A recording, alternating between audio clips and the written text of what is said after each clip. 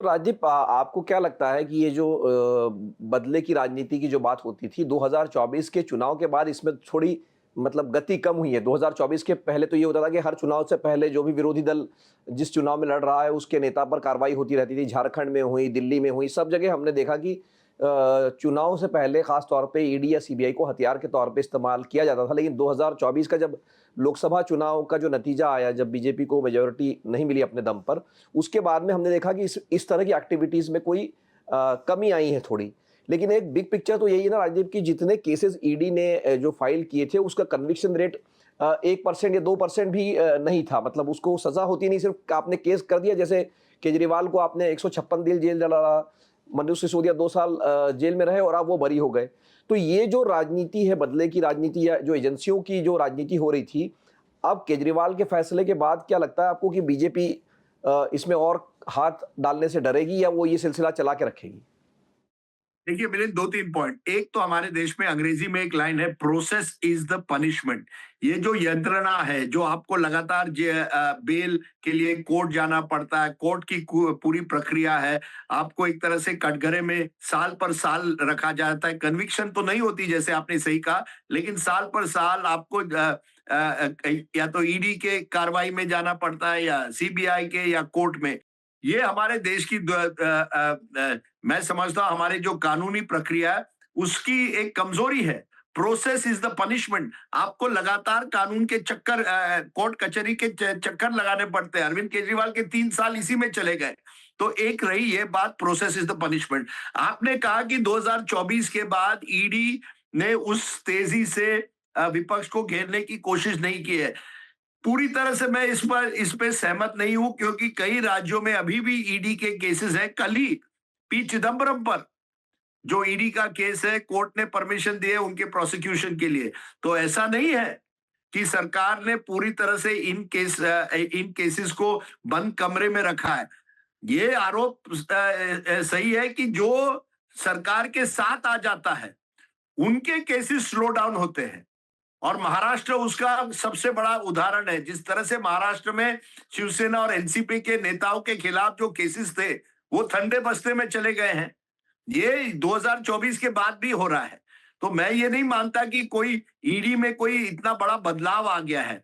हाँ, ये है कि इस तरह के ऑर्डर के बाद शायद शायद ईडी या सीबीआई इस कुछ महीनों के लिए बड़े सूझबूझ कर, सोच समझकर अपनी कार्रवाई करेगा, क्योंकि ये बड़ी फटकार है। हम जो भी हमारी ये जो कंस्पिरेसी थियरी है, डील है, ये वो, लेकिन ये बड़ी फटकार है और बीजेपी को एक तरह से बैकफुट पर रखा गया है। इंटरेस्टिंग बात इसमें एक ही है कि एक्साइज पॉलिसी जो थी, जो पहली केस मिलिंद आपको याद होगा, अजय माकन और कांग्रेस ने लगाई थी। ये जी। आरोप कांग्रेस ने लगाए थे। तो कांग्रेस में खासकर की दिल्ली कांग्रेस और अरविंद केजरीवाल, संदीप दीक्षित और अरविंद केजरीवाल, अजय माकन, कांग्रेस के नेता और अरविंद केजरीवाल और उनके नेताओं के बीच में तो सालों से नहीं बनी है। लेकिन कुल मिलाकर मुझे लगता है ईडी का दुरुपयोग सालों से चल रहा है। और शायद शायद इस तरह के वर्डिक्ट के बाद थोड़ी तो समझ आएगी कि अगर आप इस तरह से करेंगे तो पब्लिक भी जान जाएगी कि ये आपकी वॉशिंग मशीन है। या तो आप किसी को वॉशिंग मशीन में डालकर उनको साफ कर देते हैं या उनको टारगेट कर देते हैं। नहीं तो राजीव, आप जो केजरीवाल की बात कर रहे थे, तो केजरीवाल के मतलब लोग जैसे जल्दबाजी करते हैं राइट ऑफ करने में कि भाई दिल्ली चुनाव हार गए, केजरीवाल खत्म हो गए। लेकिन केजरीवाल का इस समय पूरा फ़ोकस जो है वो पंजाब पर है और उसके बाद में गोवा पर उनका फ़ोकस है या गुजरात पर उनका फ़ोकस है या उत्तराखंड जैसे आपने कहा। तो आपको लगता है कि केजरीवाल वापसी कर सकते हैं या बाउंस बैक जिसको कहें, जो कि मान लीजिए उनकी स्थिति 5 साल पहले थी, वो अब उनको लग रहा है क्योंकि अभी भी दिल्ली वगैरह में तो चुनाव नहीं है, तो अब उनके पास कितना मौका है? क्योंकि जो भ्रष्टाचार के खिलाफ वो लड़ते थे, वो भ्रष्टाचार का ही आरोप लगाकर एक तरह से उनको खत्म करने की कोशिश की गई थी। देखिए, किसी को राइट ऑफ करना राजनीति में कभी नहीं करना चाहिए, लेकिन एक बात तो साफ है मिलिंद, कि आज केजरीवाल जनता के सामने जा सकते हैं और कह सकते हैं देखिए पूरी तरह से मुझे डिस्चार्ज किया गया है। आपने देखा होगा आज भी वो कह रहे हैं मैं कट्टर ईमानदार हूं, वो रोने लगे।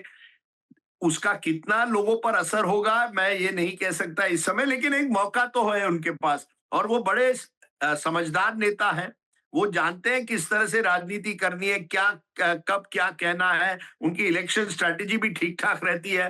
तो अब उनको मौका है, एक पंजाब में उनकी सरकार है, वो पूरी कोशिश करेंगे पंजाब में एक बार फिर सरकार आए। गुजरात में वो ऑपोजिशन स्पेस को ढूंढ रहे हैं। गुजरात एक ऐसा राज्य है, अगले साल नवंबर में चुनाव है, वहां देखना पड़ेगा कि केजरीवाल कितना ग्रो कर पाते हैं। क्योंकि गुजरात में जब केजरीवाल 4 साल पहले 2022 के चुनाव में जब वहां गए थे, तब मुझे लगा कि केजरीवाल एक तरह से नरेंद्र मोदी जी को सीधी टक्कर दे रहे हैं, अपने अपने किले में जाकर, गुजरात के किले में जाकर उनको टक्कर दे रहे हैं। तो कोशिश करेंगे।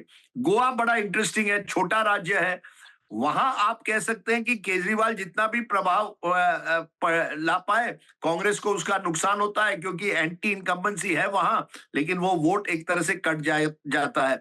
उत्तराखंड में भी वही हो सकता है। So I think Kejriwal is at the moment, उनको पहले पंजाब पर फोकस करके अपनी एक तो सरकार लानी पड़ेगी। ये उनके लिए सबसे बड़ी चुनौती है। ये कहना कि क्योंकि आज इस समय कोर्ट वर्डिक्ट उनके पक्ष में आ गया, इसका मतलब है केजरीवाल का पूरी तरह से रिवाइवल हुआ है, ये कहना गलत होगा। क्योंकि चुनाव के समय लोकल एंटी इनकम्बेंसी होगी, एमएलए के खिलाफ होती है, वहां की सरकार के खिलाफ होती है। क्या केजरीवाल उसे ओवरनाइट तुरंत वो हटा पाएंगे? मुश्किल है।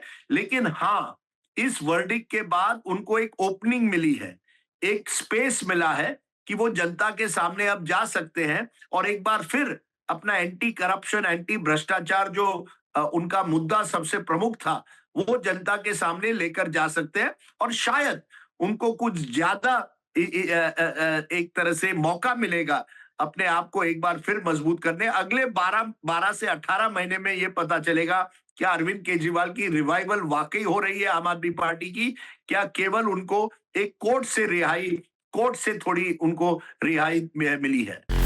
राजनीति हो या क्राइम, संसद की बहस हो या सड़क की सच्चाई, बाजार की चाल हो या रोजगार की तलाश, देश की चर्चा हो या दुनिया की हलचल,